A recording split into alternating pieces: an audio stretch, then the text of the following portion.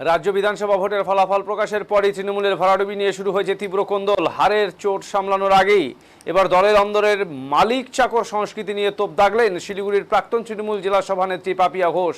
তার এই বিস্ফোরক মন্তব্য ঘিরে শোরগোল পড়ে গিয়েছে রাজ্য রাজনীতিতে। পাপিয়া ঘোষের সাফ কথা, তৃণমূলে আমরা ছিলাম চাকর, গত 5 বছর দল কোনো সিস্টেমে চলেনি, দল চলেছে শুধু মালিক আর চাকরের সমীকরণে। আমাদের কাজ ছিল কেবল দাসের মতো নির্দেশ মেনে চলা। উত্তরবঙ্গে ঘাসফুল শিবিরের এই শোচনীয় ফলের জন্য দলের অন্দরে বেড়ে ওঠা সিন্ডিকেট রাজ ও নেতাদের দম্ভকেই দায়ী করেছেন তিনি। তার দাবি, বাংলার মানুষ তৃণমূলকে নয় বরং দলের দাম্ভিক ও অহংকারী নেতাদের প্রত্যাখ্যান করেছে। এখানেই শেষ নয়, হারের পরই ক্ষোভে রাজ পৌঁছেছে দলের second in command Abhishek Bandyopadhyay এবং আইপ্যাক পর্যন্ত।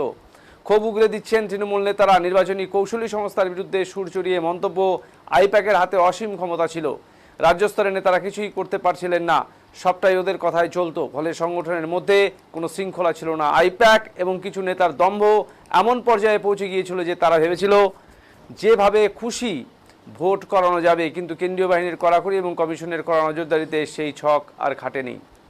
নির্বাচনী পর্যালোচনার আগে পাপিয়ার এই বিদ্রোহ শিলিগুড়ি তথা উত্তরবঙ্গের তৃণমূলের রাজনীতিতে বড়সড় ফাটলের ইঙ্গিত দিচ্ছে। দলের ভেতরে যারা এতদিন কোণঠাসা ছিলেন, হারের পর তারা একে একে মুখ খুলতে শুরু করার চরম অস্বস্তি ঘাসফুল শিবিরের শীর্ষ নেতৃত্বে। এটা চলে গেল কেন সত্যি, আর সকলের মতো আমরাও হয়তো হতবাক, কিন্তু এটা কোথায় যেন হবারই ছিল।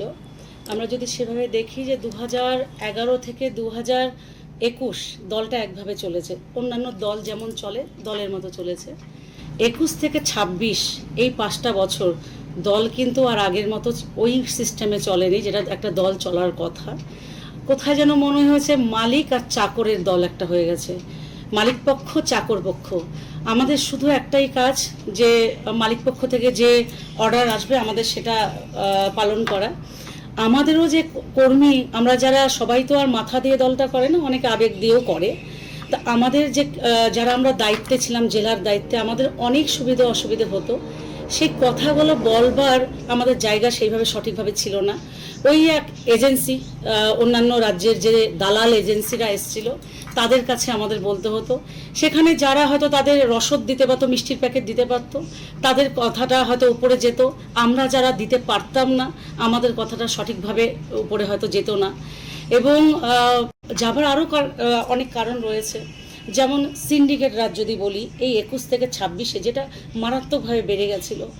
আমরা যদি দেখি বালি পাথর, যেহেতু আমরা তো বলার জায়গা ছিল না, বারে বারে চিঠি দিয়েছিলাম রাজ্যের বিভিন্ন অফিসে, বারে বারে তাদের যারা মেসেজ, আমাদের তো ওভাবে সামনে বসে লিডারকে বলার জায়গা নেই। আমাদেরকে ওই তাদের যে কর্মচারীরা বা আমাদের যারা ওই তাদের এজেন্সি, তাদের কাছে আমাদের বলতে হবে, আর তারাই তাদের সাথে লিপ্ত। তারা কোথায় বলবে এই কথাগুলো? এবং এই যে বালি পাথর যেভাবে নদীগুলো, যেটা মানুষ ক্ষিপ্ত, অথচ যারা রয়্যালটি দিয়ে কাজ করছে, আমাদের এখানে যেমন দার্জিলিং জেলায় আমাদের শিল্প, এই শিল্প বলতে এটাই, বালি নদী থেকে বালি তোলা, মানুষ এটাকে কাজ করে, এটা বৈধভাবে করা যায়, এটাকে অবৈধভাবে রীতিমতো করা হতো। এবং একটা দম্ভের ব্যাপার তো ছিলই। আমাদের লিডাররা আমাদেরকে, মানুষ না দলকে প্রত্যাখ্যান করেনি, মানুষ আমাদের মতো লিডারদের প্রত্যাখ্যান করেছে। আমাদের দম্ভ, আমাদের অহংকার, আমাদের সেই বড় বড় গাড়ি চলা, আমাদের চলাফেরা কথাবার্তা, তাকে মানুষ প্রত্যাখ্যান করেছে।